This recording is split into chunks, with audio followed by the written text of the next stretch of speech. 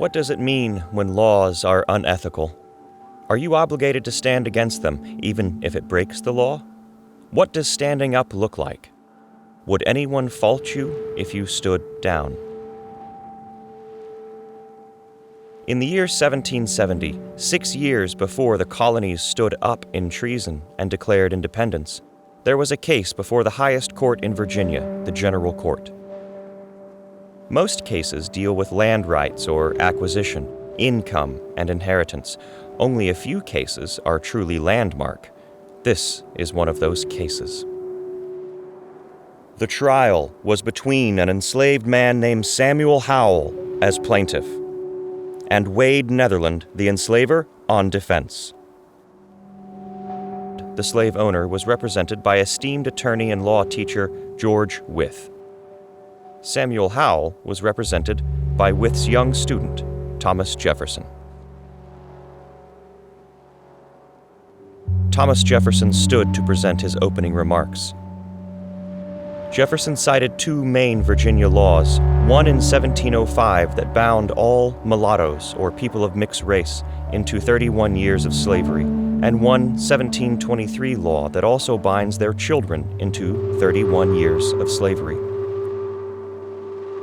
Jefferson reminded the highest court in Virginia that there was no law that would bind any third-generation mulatto into slavery.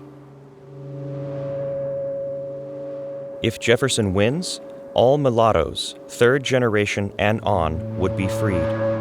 Thousands of lives would be changed forever. The High Court grew anxious. Jefferson smelled victory. Jefferson ended his opening remarks with a flourish, saying for the first time on record a phrase that Jefferson would use again in 6 years. Under the law of nature, all men are born free. Everyone comes into this world with a right to his own person. Sensing complete victory, Jefferson concluded that a judge would be wicked to protect a law that did not exist. Jefferson and Samuel Howell rested. Defense's turn. George Wythe rose to present defense opening remarks, and as Wythe rose, something was amiss. The court finds favor in defense.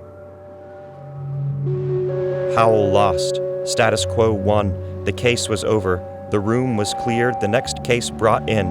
The court protected a law that literally did not exist. Samuel Howell, in 6 words, had his life taken from him again.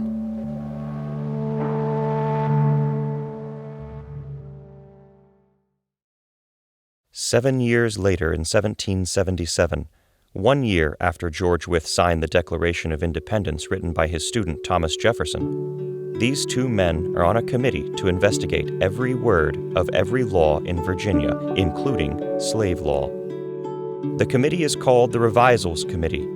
Now, with the monarchy gone, these two Virginians have the ability to help alter the same legal landscape that they represented back in 1770. They can help create laws to change the exact situation that put Samuel Howell into bondage in the first place. Will these men choose to place ethical values of natural rights into law, or will they succumb to the same fallible faults that the High Court did in 1770?